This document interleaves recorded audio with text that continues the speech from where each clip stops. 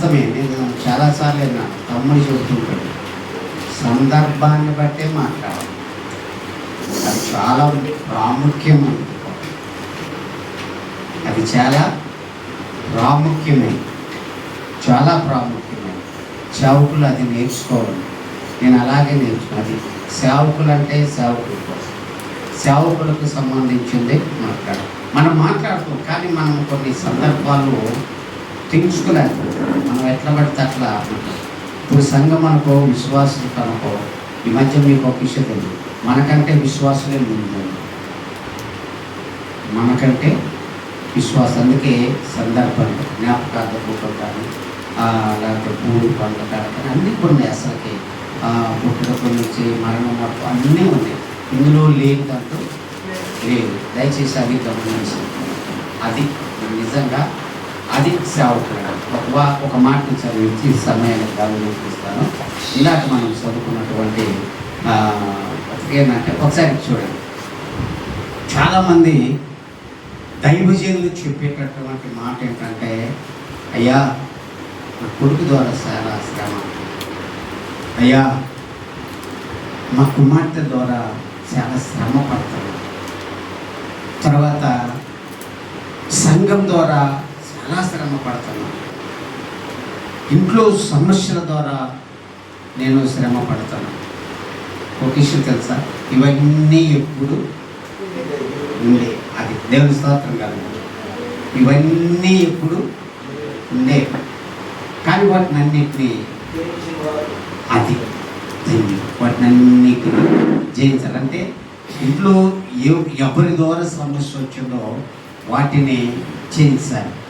నేను వాస్తవం చెప్తున్నా, కొన్ని సంవత్సరాలు మా సంఘం వాళ్ళ ముఖం చూసి చెప్పాను, వాళ్ళు వెళ్ళిపోతారేమోనని చెప్తే, ఇలా చెప్తే వాళ్ళు వెళ్ళిపోతారేమోనని వాళ్ళని చూసి కూడా నేను చెప్పిన రోజు వాస్తవం.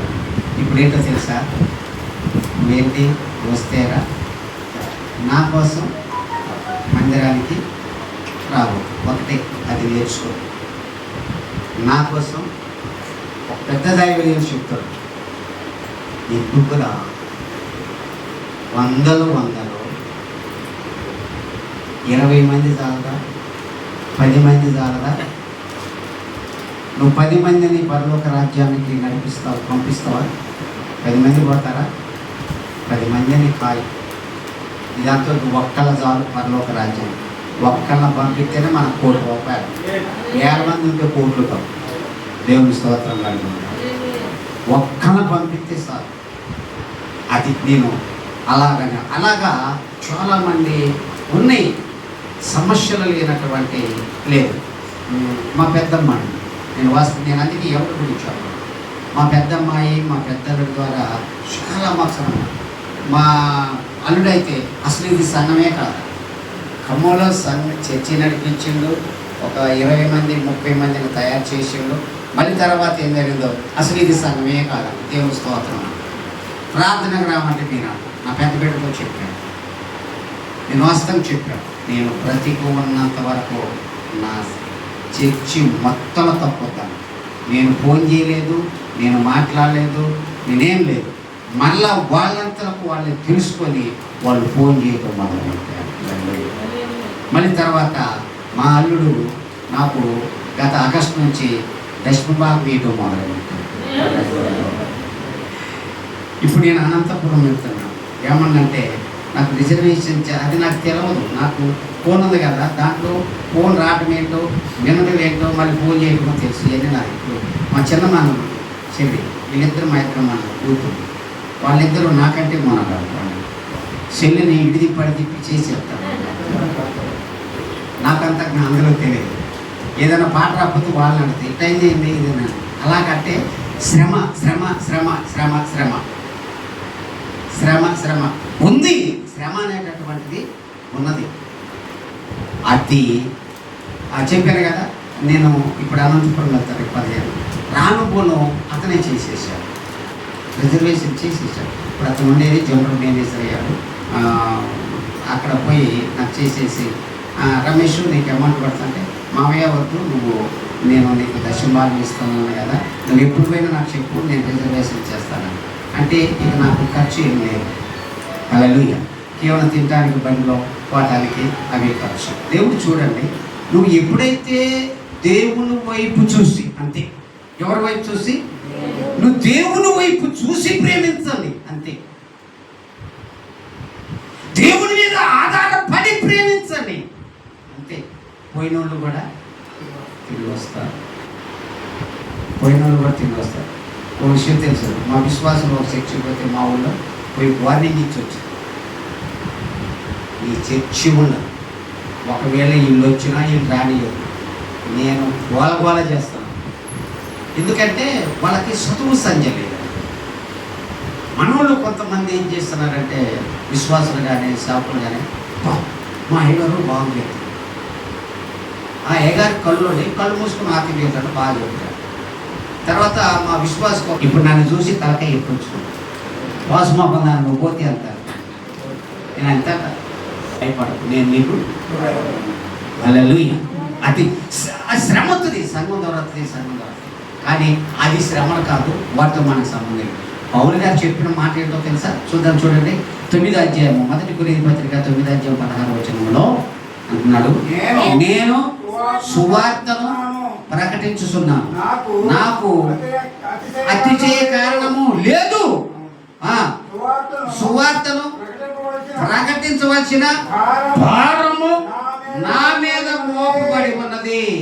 అయ్యో, ఇప్పుడు ఒక మాట, అయ్యో అంట కదా, అయ్యో అనే పదానికి, అయ్యో అన్నటువంటి మాటకి ఇప్పుడు చదవండి, అయ్యో. అది ఎట్లా చెప్పకూడదా?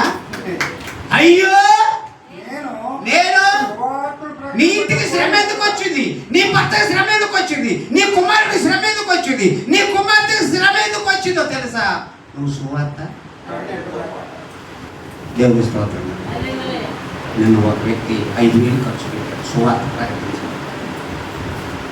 నేను సువార్తకేనండి, నేను చాలా మంత్రం అయిపోయాను.